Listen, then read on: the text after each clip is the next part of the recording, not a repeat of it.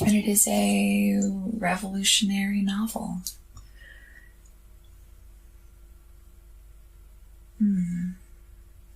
So, let's read it.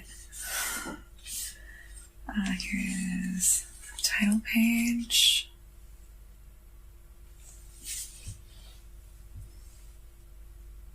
Arthur came across the room with a velvet tread that always exasperated the good folk at home. He was a slender little creature, more like an Italian in a 16th century portrait than a middle-class English lad of the 30s.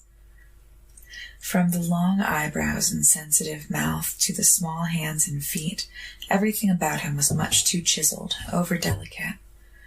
Sitting still, he might have been taken for a very pretty girl masquerading in male attire, but when he moved, his lithe agility suggested a tame panther without the claws.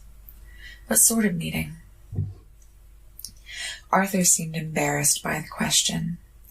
It was not a regular meeting, he said, with a nervous little stammer. A student had come from Genoa, and he made a speech to us, a sort of lecture. What did he lecture about? Arthur hesitated. You won't ask me his name, Padre, will you? Because I promised. I will ask you no questions at all, and if you have promised secrecy, of course you must not tell me. But I think you can almost trust me by this time. Padre, of course I can. He spoke about us and our duty to the people and to our own selves, and about what we might do to help. To help whom? The contadini and Italy. I want to know, if you will tell me, Montanelli went on, whether you have bound yourself by a vow, or in any way. There is nothing to tell, dear Padre. I have not bound myself, but I am bound. I don't understand. What is the use of vows? They are not what binds people. If you feel a certain way about a thing, that binds you to it. If you don't feel that way, nothing else can bind you. Do you mean then that this thing, this feeling, is quite irrevocable? Arthur, have you thought about what you're saying?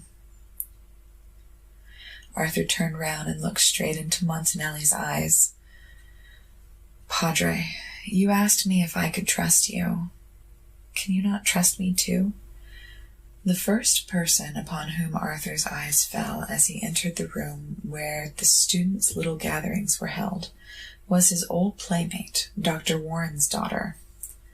She was sitting in a corner by a window, listening with an absorbed and earnest face to what one of the initiators, a tall young Lombard in a threadbare coat, was saying to her. She was dressed all in black and had thrown a black scarf over her head, as the room was cold and draughty.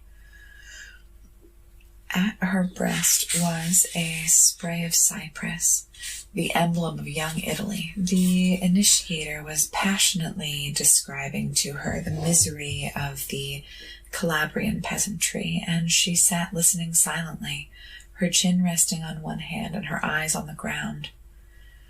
To Arthur, she seemed a melancholy vision of liberty, mourning for her lost republic. Her Italian schoolmates called her Gemma. She raised her head with a start.